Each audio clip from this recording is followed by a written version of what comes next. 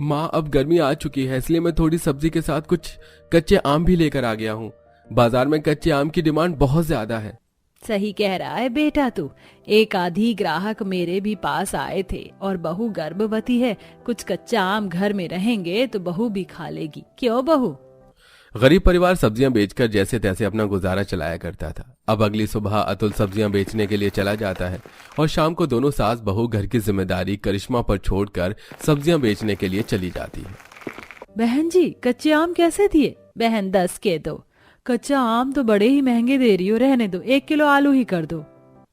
वो औरत सिर्फ 1 किलो आलू लेकर चली जाती है। देखते ही देखते बाजार उठना शुरू हो जाता है, पर आज भी दोनों सास बहू की सही से कमाई नहीं होती है और दोनों सास बहू पसीने से लथपथ सब्जी लेकर घर आने लगती है। माँ जी, गर्मियाँ बढ़ती जा रही हैं और हमारी सब्जियाँ बिक ही नहीं रही। अगर ऐसा ही हाल रहा तो हम इस साल कैसे गर्मी में अपने दिन काटेंगे? बहू, मुझे तो तेरी फिक्र हो रही है। तू गर्भवती है और गर्मी बढ़ती जा रही है, ऊपर से ना तो सब्जियाँ बिक रही हैं और ना ही ये कच्चे आम। दोनों सास बहू सब्जी बेचकर पसीने से लथपथ जब अपने घर पर आ रही होती हैं, तभी नेहा की नजर एक ठेले पर पड़ती है जो कि रात के 11 बजे भी पकौड़े बेच रहा होता है और उसके ठेले के पास अब भी 2-4 ग्राहक खड़े होते हैं। माँ जी, वो देखिए, इतनी गर्मी हो रही है फिर भी लोग पकौड़े के लिए कैसे रात के 11 बजे तक खड़े हैं। भला इतनी गर्मी में कौन पकौड़े खाता है? वो सब तो ठीक है बहू, पर उस आदमी को भी देख, वो कितनी मेहनत कर रहा है। इतनी गर्मी में इंसान 1 घंटे गैस के आगे खड़े नहीं होता और वो बेचारा इतनी रात तक पकौड़े बनाकर बेच रहा है। उस पकौड़े वाले को देख अर्चना और नेहा प्रेरित होती हैं और वो दोनों घर आती हैं, जहां वो देखती हैं कि अतुल की तबीयत खराब है। माँ, भैया की तबीयत बहुत खराब है। आंटी से बर्फ लेकर मैं पिछले 1 घंटे से ठंडी पट्टी कर रही हूँ, पर भैया का बुखार उतर ही नहीं रहा। बहू, घर में आराम कर।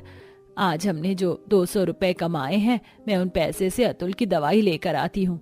माँ, भैया की तबीयत ज्यादा खराब है, 200 रुपए से कुछ नहीं होगा। आप एक काम कीजिए, आपने जो मुझे कॉलेज की फीस भरने के लिए पैसे दिए थे, आप उससे भैया की दवाई ले आओ। कॉलेज की फीस भरने में अभी 2 महीने बाकी हैं, मैं पैसों का इंतजाम कर लूंगी। अब रात को ही अर्चना अपनी बेटी से पैसे लेकर अपने बेटे की दवाई लेकर आती है और डॉक्टर उसे कुछ दिन आराम करने को कहता है। इसी तरह कुछ दिन बीत जाते हैं और दोनों सास बहू निराश रात को कच्चे आम बेचकर घर आती हैं। ऐसे ही एक रात माँ जी, वो पकौड़े वाला तो यहीं पर पकौड़े बेचा करता था, आज उसके ग्राहक खड़े हैं पर पकौड़े वाला नहीं है। नेहा अपनी सास से बात कर ही रही होती है कि तभी पकौड़े वाला अपना ठेला लेकर आ जाता है और सभी ग्राहक उसके पास जाकर खड़े हो जाते हैं। ले बहू, आ गया पकौड़े वाला। इस पकौड़े वाले की कमाई तो अच्छी हो रही है। इस गर्मी में इसके तो ग्राहक बंधे